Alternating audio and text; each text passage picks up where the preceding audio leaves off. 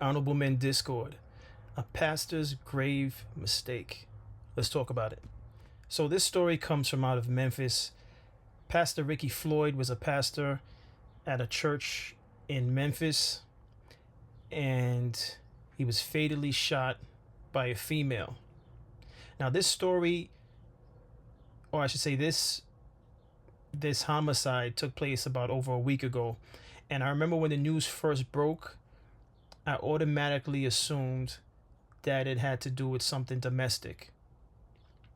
I'll be honest with you, anytime I hear anything about a male and female, I assume it was a domestic situation. I felt as though maybe he knew her, and I don't know, maybe she found out something that he was doing, and she was upset, and she just, you know, went looking for him, and then she decided to take his life.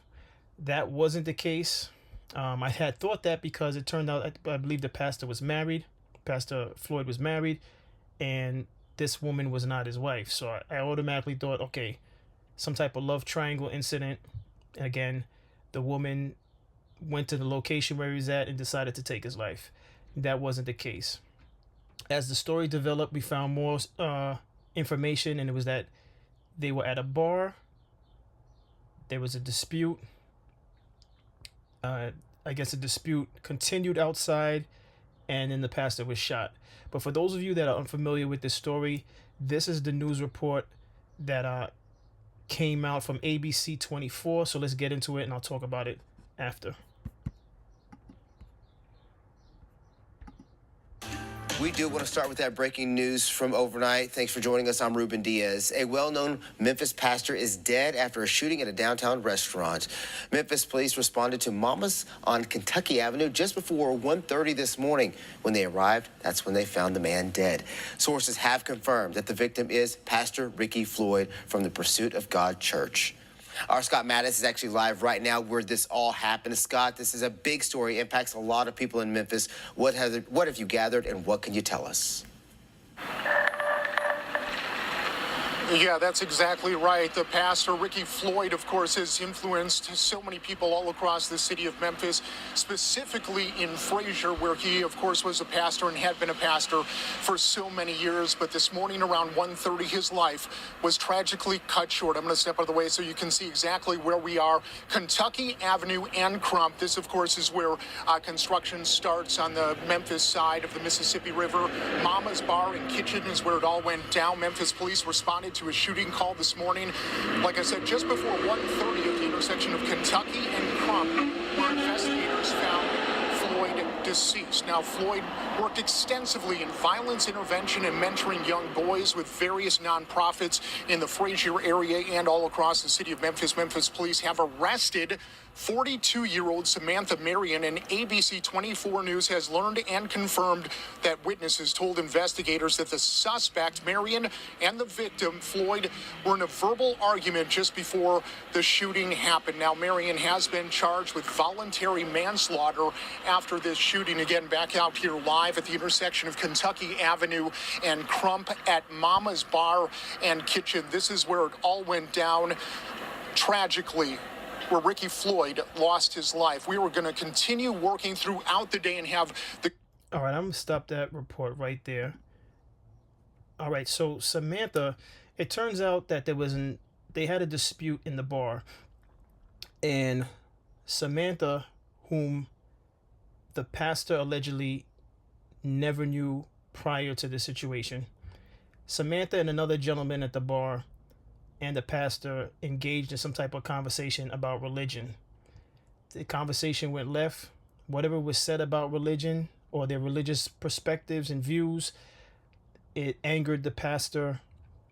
And so witnesses said that they were arguing inside the bar lounge restaurant. It spilled out into the parking lot, and the pastor was in his vehicle. I guess he was about to drive off. Samantha decided to do what most people do in arguments, depending on the arguments, or if it's an accident or there was some type of assault. They'll go up to the person's car and either snap a picture of or video record their license plate. So Samantha did that. that angered the pastor, and he stepped out of his vehicle. I'm going to get to that in a moment. This video clip right here is when Samantha posted bail. It was a $100,000 bail. She posted bail, and I'll say something right after this clip, but let's get into it. News at 6. The woman accused in the deadly shooting of Pastor Ricky Floyd is out of jail. Good evening, and thank you for joining us. I'm Greg Hurst. Hello, I'm Stephanie Skurlock. It's been nearly a week since Memphis police say Samantha Marion killed the pastor outside of a South Memphis bar and restaurant. WREG's Raven Copeland joins us live from the Shelby County East Women's Jail Facility. And Raven, tell us what happened out there. Good evening, Greg and Stephanie. Samantha Marion was released from jail a little after 5 o'clock today. She was wearing a blue shirt and jeans. A man was also walking with her to the truck. Now, Samantha Marion's release is happening almost a week after the fatal shooting of Pastor Ricky Floyd outside of Mama's Bar and Kitchen in South Memphis. Now, she's accused of pulling the trigger after Memphis police say she and Pastor Floyd got into a heated argument. Marion is charged with voluntary manslaughter. Today, she was released from jail after posting a $100,000 bond. When she appeared in court on Thursday, she told the court she was not sure if she or her family could pay that amount. Take a listen to what she had to say to WREG when she walked out of jail today. Miss Marion, do you have any comment? Can you tell us what happened? No comment. All right, so correction. If I said bail, I meant bond. She posted bond, $100,000 bond. So what ended up happening was, again, it spilled out into the parking garage. The pastor, I guess, was about to drive off in his white SUV, which you saw in the first report. Samantha Marion went up to the car to record his license plate. So she says. We don't know if there was extra words said at that time, but she was recording. The pastor, when he noticed that she was recording, he stepped out of his vehicle and started to approach her. And at some point you see a little struggle, and then I guess the phone dropped or what have you, and Samantha, who was armed, shot the pastor and he passed away. But prior to the recording of the video, what was said from Samantha and her lawyers is that prior to that video that I'm about to show you, prior to that video, they were arguing. And remember, I said there was 3 people arguing: Samantha and another gentleman in the venue, and the pastor. Prior to the video I'm about to show you, I believe the pastor and Samantha were arguing outside in that parking lot, and a gentleman, I don't know if it was the same gentleman that had the argument with the pastor inside the venue, but a gentleman tried to break up the two of them, and allegedly the pastor struck the gentleman, punched him, or pushed him, but the gentleman fell to the ground. And that's when I guess the pastor allegedly walked off to his car and was attempting to leave, and that's when she started the video from what I'm about to show you from the license plate. So let's take a look at this. So this is pretty much moments before she decided to shoot the pastor, but take a look at this.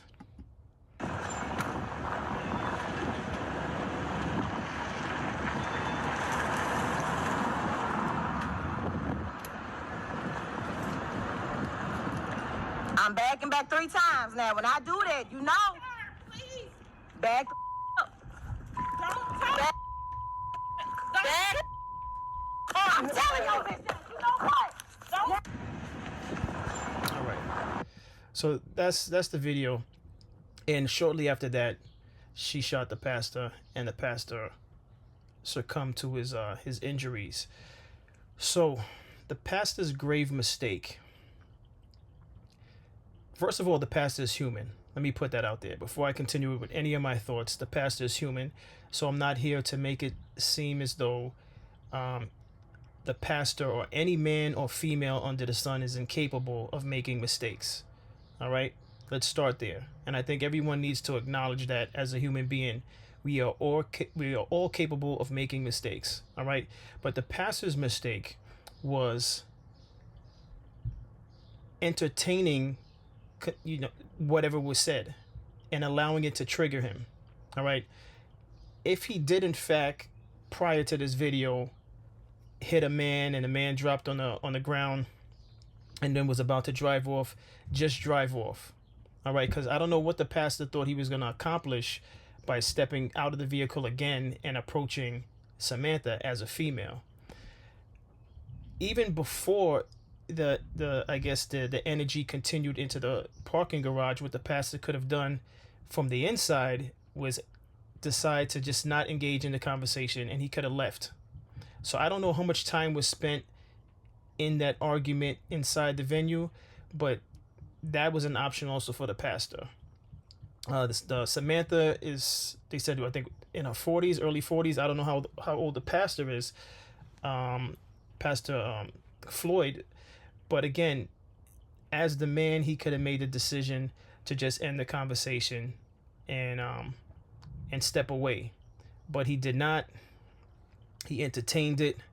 So, you know, I'm going to have to say the onus was on him to make the decision not to engage in the conversation inside the venue and not to engage in the argument even further outside of the venue in the parking garage.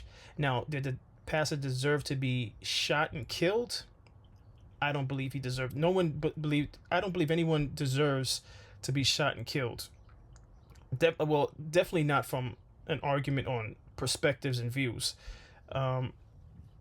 Now, in self-defense, if someone is trying to attack you, of course, there's always going to be exceptions to what I just said. But in this particular situation, this could have absolutely been avoided, which is why it's unfortunate for his parish, the church, his members, his family, his wife, and if he has children, for the children, anyone who loved the pastor. It's really unfortunate that he was unable to control himself and just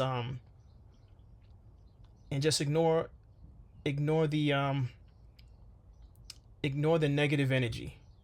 All right, I just want to play this. This is from I believe it's from Facebook, from the pastor's Facebook, and the pastor was just speaking on mental illness. By the way, the banging is the neighbor upstairs. I mentioned this in yesterday's video. By all means, welcome to New York. It's almost as though every time I shoot a video, they choose to bang. It's almost like they know I'm recording and they want to bang. But as we continue, this is a news clip from Facebook with the pastor speaking on mental illness. I'm not going to play this entire video, but I just want you to get a feel of what the pastor stood for. So let's get into it.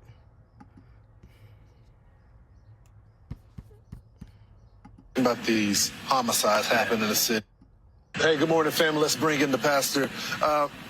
Pastor, you were just talking about these homicides happening in the city.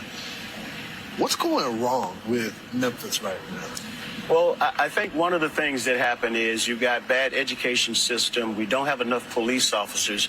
But I can honestly say that when the pandemic came, I think it exposed mental illness and gave an opportunity for mental illness to come out of the box.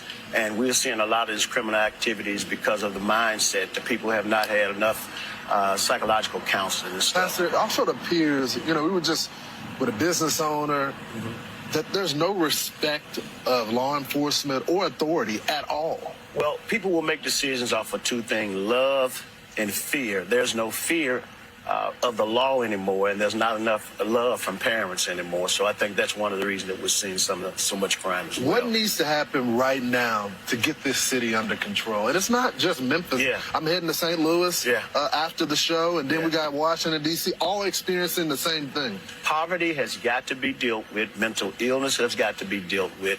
Our educational system is not supporting, doesn't have systems in place that are giving our children hope to have a career that allows them to be productive citizens. So the pastor mentioned a lot of great points, but I just want to say this. The appreciation for life needs to be dealt with. Fortunately for content creators, there's more than enough material out there to cover, at least definitely in the last few weeks. I have to be honest, to the point where I personally feel like to keep up with it is trying. It's a challenge to keep up with all this material that's coming in. But a lot of the material has to do with murder by firearms. All right, and yes, mental health is definitely a topic that needs to be discussed, but the appreciation for life is the underlining, I want to say, topic that needs to be discussed. It's nothing for people to take a life. No one's fighting anymore. You know, there's no road rage and then we're gonna fight, or step out the car and fight me. We live to see another day. Maybe some people end up with a black and blue, you know, or some, I don't know, swollen body parts or lesions, whatever you want to call it. No one's fighting anymore. Everyone's shooting. Everything is shooting. All right, everyone is shooting. All right, I'm not saying, you know, I mean, Samantha is a female, so I'm not saying if the pastor ended up putting hands on her, she's supposed to fight him. I mean, she's supposed to protect herself by any means, but the option these days, if there's one thing that you need to pay attention to from all these reports that I'm doing on my channel, other channels are covering, news stations are covering, no one is fighting. All right, so in the grand scheme of things, the bigger picture is when you're outside, and you know, I covered this with the Boosie episode also, just keep in mind it's not safe outside. All right, a regular argument with an individual that you never met in any venue could spill out into the street after you get out the venue, depending on how the argument plays out, the level of disrespect between you and whatever party you're arguing with. Don't think you're just going to go in the parking lot and it's going to be over. It can be, depending if you're the type of person to say, you know what, I'm going to end it here and get away clean, just get in my car and leave. But you really can't underestimate the other person. If I don't know about those of you that's watching news media, watching this channel and some of these reports, a lot of this stuff is coming from just bad interactions with people. And we're not even talking about the people that's involved in the streets, illegal activity, drugs and stuff like that, gangs. We're not even talking about that. That's like a whole nother story that needs to be discussed and dealt with. We're just talking about human interaction. You know, there's other stories that I haven't even gotten to, where it's just like the respect for human life is gone. All right, and the biggest issue within the black community is that we have so much pride, we can't even tell ourselves, you know what, I'm going to let that slide. The notion of letting something slide doesn't exist in the black community, from the women to the men. And I don't know if the women got their energy from the men, learning from what the men are doing, but women and men alike let nothing slide. And that's the biggest issue. So by not letting anything slide, if you feel like your pride is bruised, it seems though in 2025, 9 times out of 10, it's not going to end in a fight. And if it starts off in a fight, at the end of that, someone's getting stabbed or shot. If you guys haven't realized that, then you need to start paying attention to the world around you. But someone's got to be the bigger person. Someone's got to start letting things slide. And I think more black adults need to emphasize the need to let things slide. It's either let things slide or end up a statistic where we podcasters end up covering your demise on our channel for content. You have to make a decision as an individual whether or not you're gonna be a statistic or you're gonna live to see another day. It really comes down to that in 2025. Do you want to be a statistic or do you want to live to see another day? And never mind proving things to people around you that don't matter because you got pride. You got to be a real one, you know. Now, I'm not saying if someone puts hands on you, you don't defend yourself, but come on. I want to end with this. This is something that I found, I want to say months ago, but I just never found the right time to use it. But this is Candace Owens bringing up a good point. And I'm just going to play this and discuss after. Let's get into it. It's a broken culture, it's a broken society, and hip hop is hurting things. But I also want to talk to you about something I've realized. Even if Black Americans are aware and know their history, right? And you can get Black conservatives who understand the history much more, who understand, you know, the ills of the left and what the left has done. But still in that regard, they bring to the conservative side the same bad habits that I was hoping Black conservatives would be abandoning. And what I'm talking about, number one, is conflict resolution. Black Americans do not know how to resolve basic conflicts. Everything has to turn into a fight. I hate you forever. You got to draw lines. It's like you're this gang or that gang. And you still see it happening in politics. And let me say this right now. I don't want anyone missing the message that is aware of the fact that Candace Owens is married to a white guy. Because I know there's going to be some people that jump in the comments, oh, I don't want to hear from Candace. She's married to a white guy. We tend to ignore the message and find all types of excuses as to why we're going to ignore the message. What she said is so on point, so valid, that I may end a lot of my videos, the videos that I cover in regards to shootings, because yes, I haven't even touched the Yellow Beezy. I haven't touched Sauce Walker and his artist that got murdered. I'm aware of these things. But again, this is why my last two videos was about what men could learn from Beyonce and then Detective Cheeks. I was trying to be a little playful with the title. I mean, it wasn't the greatest title, Detective Cheeks, but you know, I was trying to give a little break to the viewers from the constant reports of gun violence. And she nailed it. We, in the black community, conflict resolution doesn't exist. All we know is from 0 to 1,000. Oh, you disrespected me? I'm going to show you. We don't let nothing slide. We definitely don't communicate. Communicate what? Communicate what? The level of ignorance out there is, look, this story was about a pastor, a lady, and there was a third party who wasn't mentioned, having a dispute about religion. And the night, or I should say the morning, ended with the pastor being killed, being shot. We do not know how to conflict resolve issues. It's a fact. If you disagree with me on anything that I said, by all means, I will be in the comments. I will be in the comments as I always am. I'm in the comments. I'm always waiting. This particular clip from Candace Owens, and I appreciate her for saying what she said. She's a very intelligent woman. I'm saving this clip. I may end a lot of my videos with this clip.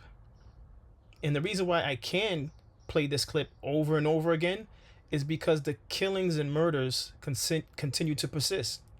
They're not slowing down. They're not slowing down. I mentioned the Yellow Beezy situation, even though that was about a planned assassination of Mo 3, but it still involves gun violence, the lack of conflict resolution. I didn't talk about the Sauce Walker, but it still had to do with gun violence. But at the end of the day, these things continue to happen. Outside of those names that I just mentioned, there's just daily homicides involving guns in New York City and all throughout the states. All throughout the states. But my concern is the black community and how we're so prideful, but for the wrong things. Prideful for the wrong things. And listen, this young generation, I already spoke about it before. It's all lawlessness. There's no code of conduct with nothing. No code of conduct. Broad daylight, noontime, nighttime. It doesn't matter what hour of the day. If they got an issue and they got a point to prove, they're going to get it done no matter what time of day. Just don't bother being prideful with people outside. That's what I need people to learn from these episodes. Aside from the fact, as I mentioned, I'm going to stick to my words. And certain videos involving gun violence, I'm going to end with Candace Owens saying this same clip. I'm going to keep playing the same clip until it resonates with some people out there. Find ways as an adult. If you claim to be an adult, you want to be respected as an adult, find ways to resolve conflict in a better fashion. Even if that means you having to turn the other cheek. And those aren't my words. That was actually scriptures. You got to turn the other cheek. Again, do you want to live to see another day, or do you want to be content for my channel? The choice is yours. It's just that simple. But as always, I appreciate everyone for tuning in. Like, share, subscribe, and I'll see you on the next episode. Take care.